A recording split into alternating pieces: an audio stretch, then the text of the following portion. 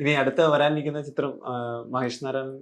അതെ, നാളെ ഞങ്ങൾ ശ്രീലങ്ക സ്റ്റാർട്ട് ചെയ്യാം. അത് വലിയൊരു സിനിമയാണ്. ലാലേട്ടൻ, മമ്മൂക്ക, എല്ലാവരും ഉണ്ട്. മമ്മൂക്ക, ഫഹദ്, ചാക്കോച്ചൻ, ലാലേട്ടനൊക്കെ പോയി അങ്ങോട്ട് പോയിട്ടുണ്ട്. ഉണ്ട്. നമുക്ക് നാളെ ഉച്ചയ്ക്ക് ശേഷം തുടങ്ങും. എങ്ങനെയാണ് അവരുടെ ഒരു ലുക്കും അപ്പിയറൻസ് എങ്ങനെയായിരിക്കും ചിത്രത്തിൽ?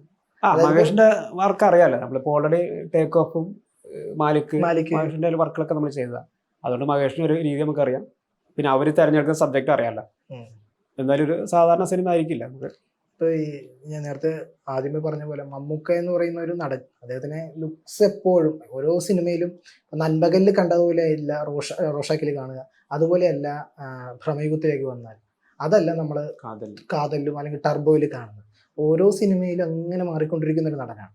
അപ്പം അദ്ദേഹത്തിന് ഒരു നല്ല ഒരു കിടിലൻ ലുക്ക് നമുക്ക് പ്രതീക്ഷിക്കാം. ഗംഭീര ലുക്ക്. തീർച്ചയായിട്ടും.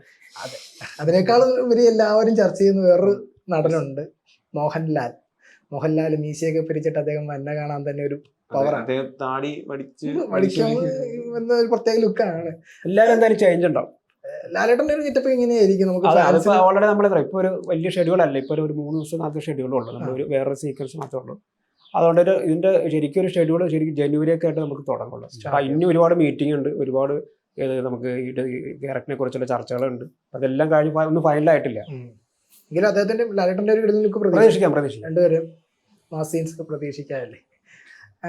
പിന്നെ ഇപ്പം സ്റ്റാർട്ട് ചെയ്യാന്ന് പറഞ്ഞു, ഒരു കോമ്പിനേഷൻ സീൻസ് ഒക്കെ തുടക്കത്തിൽ തന്നെ ഉണ്ടെന്നാണ് റിപ്പോർട്ട്. അങ്ങനെയൊക്കെ ഉണ്ടോ? എങ്ങനെയാണ്? എല്ലാം കുറച്ച് സസ്പെൻസ് ആണ്. ഞാൻ ഈ സിനിമ നാളെ തുടങ്ങണം എന്ന് പോലും പറയാൻ പാടില്ലായിരുന്നു.